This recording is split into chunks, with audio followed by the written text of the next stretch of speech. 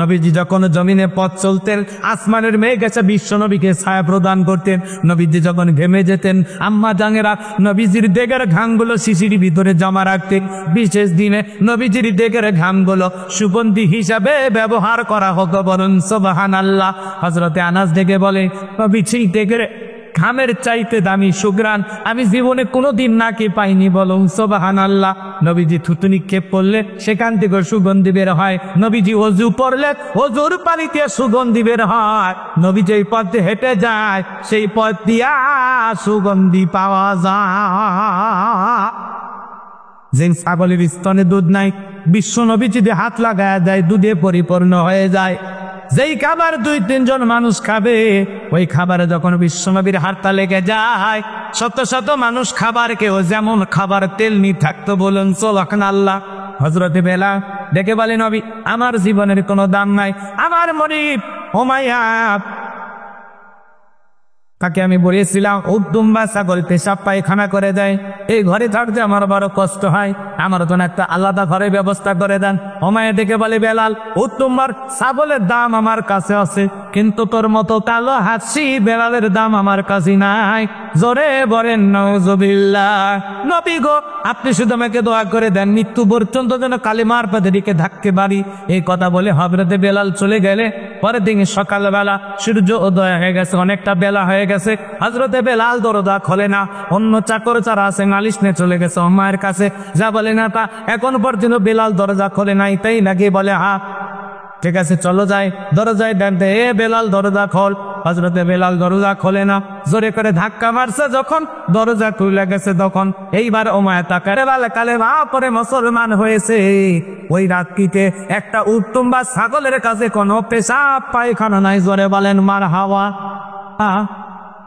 এইবার উমাইয়া ডেকে বলে, এ চাকরের দল বেলালের বিরুদ্ধে মিথ্যা অভিযোগ দাও। তোমরা যখন ধোমাচ্ছিলে বেলাল তখন ময়লা আবর্জনা পরিষ্কার করেছে, টাকা দেখো না একটা উদ্দুম্বা ছাগলের কাছে কোনো পেশাব পায়খানা নাই, যা নিজেদের কাজ করো। এই কথা বলে ওদেরকে তাড়িয়ে দিলেন। এক পা দুপা করে বেলালের কাছে চলে গেলেন। হযরতে বেলাল দেয়ালে পিঠটা লাগায়া জিব্বা নাড়ায়া জিকির করে কার? হালকা করে ধাক্কা মারছে, যখন জবান দিয়ে কালেমা রস বের হয়েছে তখন এইবার দিকে বলে, বেলাল তোর জবান দিয়ে কি শুনলাম তুমি কি মুসলমান হয়েছো? হযরতে বেলাল দিকে বলে, মুসলমান হয় যারা মিথ্যা কথা বলতে পারে না তারা, মুসলমান হবে যারা সত্যবাদী হবে তারা। মুসলমান কখনো মিথ্যাবাদী হতে পারে? আর ওরা এত মিথ্যা কথা বলতো, মিথ্যা বলতে বলতে চেহারাটা বেঁকা হয়ে গেছে, এক পা কবরে ঢুকেছে। এত মিথ্যা কথা বলে শয়তান পর্যন্ত বলে আমি এত খারাপ না, বলে হেলিকপ্টার দিয়ে পানি দিয়েছিলাম, এখন তত্ত্ব ফাঁস হয়ে আসে, ভিডিও ফুটেজ বের হয়েছে, হেলিকপ্টার থেকে পানি নয় ঢাকাবাসীর বুকে গুলি করা হয়েছিল। কথা বলে রাগ করবেন না আমার ভাইয়েরা, দিন দিয়ে কথাগুলো বোঝার চেষ্টা করবেন। এইবার উমাইয়া ডেকে বলে, বেলা উত্তম্বা ছাগলের মালিক বানিয়ে দিব, থাকার জন্য ভালো করে ব্যবস্থা করে দেব। হযরতে বেলাল ডেকে বলে, উমাইয়া দুনিয়ার কোন পার্থিব সম্পদের বিনিময়ে বেলাল তার ঈমান বিক্রি করবে না। বলে আমার কথা না শুনলে বড় নেতা আবু জেলকে খবর দিব। হযরতে বেলাল ডেকে বলে, কোন বড় নেতা ছোট নেতা এখন কাউকে গোনার টাইম নাই, আমি দুনিয়ার কোন আবু জেলকে ভয় করি না, আমি ভয় করি আমার আল্লাহকে। আল্লাহু আকবার।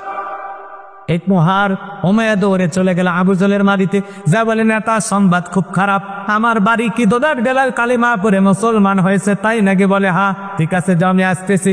আবু জেলের সাঙ্গ পাঙ্গ ক্যাডার মাস্তান ছিল, যাদের কাজই বলো মুসলমানদের উপর নির্যাতন জুলুম চালানো। আজও তাম পৃথিবীর দিকে তাকায় দেখবেন জালেমদের বিশেষ একটা বাহিনী থাকে, যাদের কাজই হলো টুপিওয়ালা দাড়িওয়ালা ইমামদার আল্লাহওয়ালাদের ওপর নির্যাতন জুলুম চালানো, মুসলমানদেরকে টার্গেট করে করে বিদায় করা। কথা বলেন ঠিক কিনা? আবু জেল কত বড় পাতমাইন্ড ছিল জানেন? হযরতে আম্মার রাদিয়াল্লাহু তাআলা আনহু রাস্তা দিয়ে হেঁটে যাচ্ছেন, তার মা সুমাইয়াকে সঙ্গে নিয়া। আবু জেল ডেকে বলে, আম্মার শুনেছি তোমরা নাকি মুসলমান হয়েছো। হযরতে আম্মার ডেকে বলে, হ্যাঁ যা শুনেছেন সত্য, আমরা কালেমা পড়ে মুসলমান হয়েছি। আবু জেল ডেকে বলে, আম্মার তুমি কি জানো এর পরিণতি কত ভয়ঙ্কর হতে পারে? এইবার আবু জেল হযরত আম্মার রাদিয়াল্লাহু তাআলা তার বয়স 18 থেকে 22 বছর হবে এবং তার মা সুমাইয়া দুইজনকে দুইটা খুঁটির সাথে বাঁধলেন। আর ডেকে বলে, আম্মা এই মুহূর্তে যদি একটা খেলা দেখায় বলবো কেমন হবে? হযরতে আম্মার বলে, কি খেলা দেখাইবা?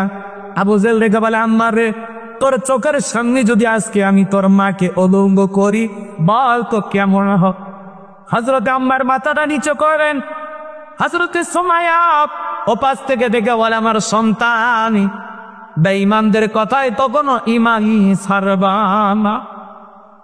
আবু জেহেল দৌড়ে চলে গেল, সুমাইয়াকে আঘাত করতে লাগলে। হযরত সুমাইয়াকে আঘাত করতে করতে একটারে তার দেহ থেকে কাপড় খুলে ফেলে দিলে। সুমাইয়া মাটির উপর লুটিয়ে পড়েছে। আবু জেহেল দেখে বলে, যুবকের দল, আম্মারের মাথাটা উঁচু করে ধর। হযরতে আম্মারের মাথা যখন উঁচু করে ধরা গেল, আম্মার দেখে বলে, আল্লাহ, এই দৃশ্য দেখার আগে জমিনটা যদি ফাঁক হয়ে যেত, আর আমি যদি জমিনের ভিতরে চলে যাইতাম তবুও ভালো ছিল। হযরত সুমাইয়া ওই পজিশন থেকে সন্তান কেটে বলে, আমার সন্তান আম্মার, বেঈমানদের কথাই কখনো কি আমি ছাড়বা না।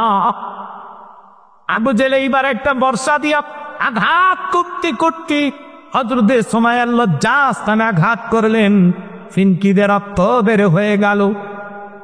হযরত সুমাইয়া এখন শাহাদাতের পেয়ালা পান করবেন। জীবনের শেষ সময় সন্তান কেটে বলে, আম্মা, আমি আমার নাকে জান্নাতের সুঘ্রাণ পাইতেছি, হয়তো আমি আর বেঁচে কোন বাঁচব না, কিছু সময়ের মধ্যে আমি হয়তো শহীদ হয়ে যাব। ও আমার সন্তান, আম্মা, মৃত্যুর আগে মাই যাবে বলে যাক, খবরদার খবরদার, বেঈমানদের কথাই কখনো ঈমান ছাড়বা না। আল্লাহু আকবার। সাহাবায়ে কেরামদের ঈমান কত মজবুত ছিল, জীবন গিয়েছেন তবুও জালেমের কাছে মাথা নত করে নাই। আবু জেহেল সান্দকাং কেদার মাস্তান নিয়ে চলে আসছে বেলালের কাছে। উমাইয়ের বাড়িতে আসার পরে ডেকে বলে, বেলাল, এই দিকে আয়। হযরতে বেলাল যখন কাছে আসলেন, ডেকে বলে, বেলাল, এসব কি শুনছি, তুমি নাকি মুসলমান হয়েছো? হযরতে বেলাল ডেকে বলে, যা শুনেছেন সত্য, আমি নবীজির হাতে হাত রেখে কালিমা পড়ে মুসলমান হয়েছি। আবু জেহেল ডেকে বলে, বেলাল, তুমি যদি চাও উদ্দম্বা ছাগলের মালিক বানায় দেব, থাকার জন্য ভালো ঘরের ব্যবস্থা করে দেব। ও বেলাল, তুমি যদি চাও ব্যবসা বাণিজ্য করবা, টাকা পয়সা যা লাগে, দিরহাম যা লাগে আমরা দেব।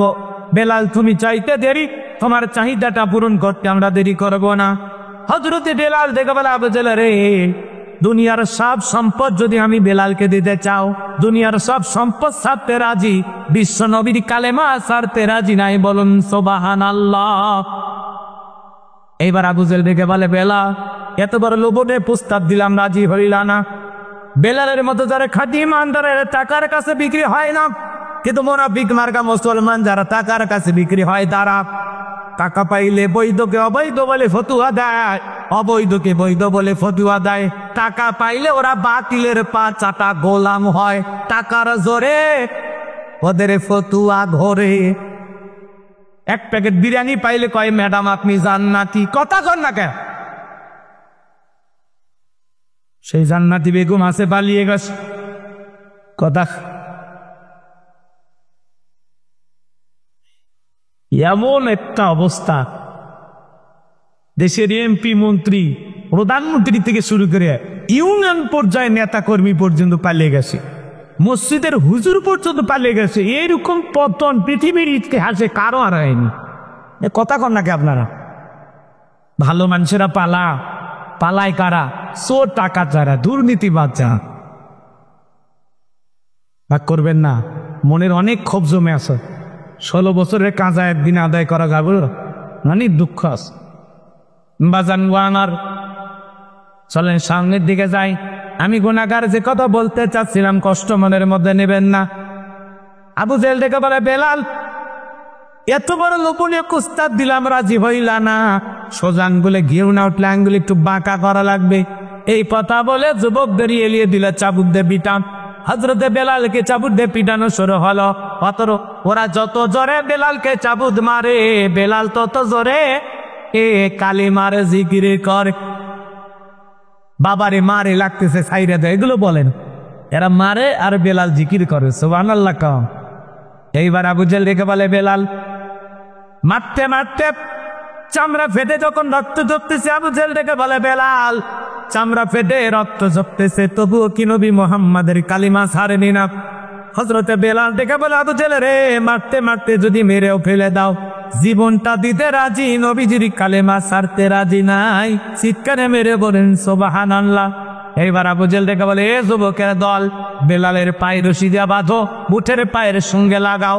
হযরতে বেলালের পায়ে রশিটা বাঁধা করো, উটের পায়ের সঙ্গে লাগাইয়া আরবের উত্তপ্ত গরম বালিতে ছেঁচড়ে ঘোরা হলে আরবের বালিগুলো এত গরম, চাল দিলে মুড়ি হয়ে যায়, এত উত্তপ্ত গরম বাড়ি। বারলা গাছের কাঁটাগুলো জিব্বার ভিতরে পেরে গেলে মতো মারা করে এরকম নির্যাতন জুলুম করার পরে বিকেলবেলা নিয়েছে বলে বেলাল চাবুক দিয়ে বিটাইলাম, পায়ে রশি লাগাইয়া নিয়ে ঘুরলাম, এত নির্যাতন জুলুম করা হলো রে বেলাল, তবুও কি নবী মুহাম্মাদের কালিমা ত্যাগ করবা না? হযরতে বেলাল দেখাবে না দিল রে, মারতে মারতে যদি মেরেও ফেলে দাও বিলালের নিঃশ্বাস থাকবে যতদিন, বেলাল ইসলামের পথে টিকে থাকবে ততদিন। আল্লাহ ইসলামের প্রথম মুয়াজ্জিন হযরতে বেলাল। আবু জেহেল এইবার ডেকে বলে যুবকের দল, সবাই মিলে বড় একটা পাথর নিয়ে এসে বেলালের বুকের উপরে চাপায়া দাও। বিশাল বড় একটা পাথর নিয়ে এসে হযরতে বেলালের বুকের উপরে চাপায়া দেওয়া ঘর। কাফিরা মনে করলো পাথরের আঘাতে চাপাতে বেলাল মারা যাবে, এই কথা ভেবে কাফিরা চলে গেল। হযরতে বেলালের বুকের উপরে বিশাল বড় পাথর, রক্তাক্ত জিহ্বা, চোখের কোণে দিয়ে পানি পড়তেছে, তবুও জিহ্বা নারে বেলাল জিকির করে খা। আপনাকে আমাকে জিকির করার জন্য মারে না, পেটে না, ধমক দেয় না, তবু আমরা কপাল পর আল্লাহর জিকিরি করি না। হাদিস শরীফের ভিতরে আসছে যার জিহ্বাটা আল্লাহর জিকিরে তরুতাজা থাকে, আল্লাহর জিকিরে ভিজা থাকে, ওই জিহ্বাওয়ালা মানুষ কোনোদিন জাহান্নামের আগুনে জ্বলবে না। বলুন সুবহানাল্লাহ। তাযকুরুনি আযকুরুকুম ওয়াশকুরুলি ওয়ালা তাকফুরুন, তোমরা আমারে স্মরণ করো, আমি আল্লাহ তোমাদেরকে স্মরণ করব, কৃতজ্ঞতা প্রকাশ করো, অকৃতজ্ঞ হয়ো না। আল্লাহু আকবার। আমার ভাইয়েরা সবসময় আল্লাহর জিকিরি করবেন জবান দিয়া। মাঠে কাজ করতে করতে জিকিরি করা যায়, ব্যবসা বাণিজ্য করতে করতে জিকিরি করা যায়, পথ চলতে চলতে জিকিরি করা যায়। সবসময় জবানে আল্লাহর জিকিরি চালু রাখবেন। সুবহানাল্লাহ, আলহামদুলিল্লাহ, আল্লাহু আকবার, লা ইলাহা ইল্লাল্লাহ, সুবহানাল্লাহি বিহামদিহি, সুবহানাল্লাহিল আযীম। জবানে হালকা, মিজানের পাল্লায় নেকির ওজন অনেক বেশি। এইবার হযরতে বেলাল রক্তাক্ত চুপানারা আল্লাহর জিকিরি করে, চোখের পানি ছেড়ে দে, কাঁদে আর বেগে বলে আল্লাহ। বুকের উপরে পাথর থাকার কারণে তোমার মতো মালিকের জিকিরি করতে বড় কষ্ট হয়। তুমি তো সেই আল্লাহ ইব্রাহিমের জন্য তদিন নমরুদের আগুনকে ফুলের বাগান বানায় দিতে পারো। ও আল্লাহ, তুমি কি পারো না বেলালের বুকের পাথরটাকে তুলার মতো নরম বানায় দিতে? হযরতে বেলাল দোয়া করতে দেরি, আসমানের মালিক আল্লাহ দোয়া কবুল করতে দেরি করে নাই। বেলালের বুকের পাথরটাকে আমার আল্লাহ তুলার মতো নরম বানিয়ে দিয়েছেন। বলুন সুবহানাল্লাহ। আশিকে রাসূল বেলাল, নবীর পাগল বেলাল নবীকে কতটা মোহাব্বত করতেন জানেন? বিশ্বনবী যখন মক্কা নগরীতে পথ চলতো, হযরত বেলাল একবার ডানে যায় একবার বামে যায়।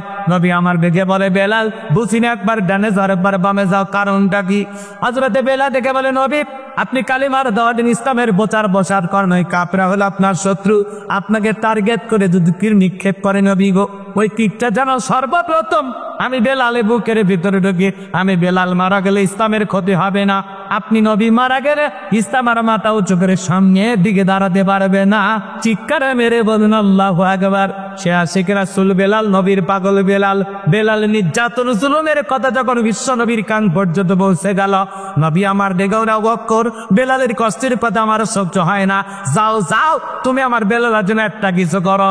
হযরত আবু বকর সিদ্দিক রাদিয়াল্লাহু তাআলা আনহু কয়েকগুণ দাম বেশি দিয়া গোলামীর জীবন থেকে হযরত বেলালকে আজাদ করলেন, মুক্ত করলেন। বলেন সুবহানাল্লাহ। এই যখন ইসলামের অবস্থা, একদিকে সন্তান হারানোর ব্যথা, অন্যদিকে সাহাবায়ে কেরামদের উপর নির্যাতন জুলুম, এই জন্য নবীর মনটা ভীষণ খারাপ। নবীর যখন মন খারাপ, নবীকে সান্ত্বনা দেওয়ার দায়িত্ব কার? আরেকটু জোরে ক। আমার আল্লাহ ডেকে বলে জিবরাইল আমার বন্ধুর মা নাই বাবা নাই, আমি ছাড়া আমার বন্ধুর কেউ নাই রে জিবরাইল। আমার বন্ধুর মনটা হয়েছে ভারী, আমি আল্লাহ সইতে নাহি পারি। লাহু মাহফুজ থেকে সূরা কাউসার নিয়ে যায় আমার বন্ধুর ওপরে নাজিল কর, তাড়াতাড়ি বলেন সুবহানাল্লাহ। বিশ্ব নবী ডেকে বলেন আনাস আমার মনটা কেন খারাপ তোমরা জানো? কে তো আমার মুস্কি হাসি দেওয়ার কারণ হলো এই মাত্র আসমান থেকে জিবরাইল এসে আমার উপরে সূরা কাউসার নাজিল করলো। বিশ্ব নবী তখন মুস্কি মুস্কি হাসলেন আর সাহাবায়ে কেরামদের সামনে সূরা কাউসার তিলাওয়াত করে শুনিয়ে দিলেন।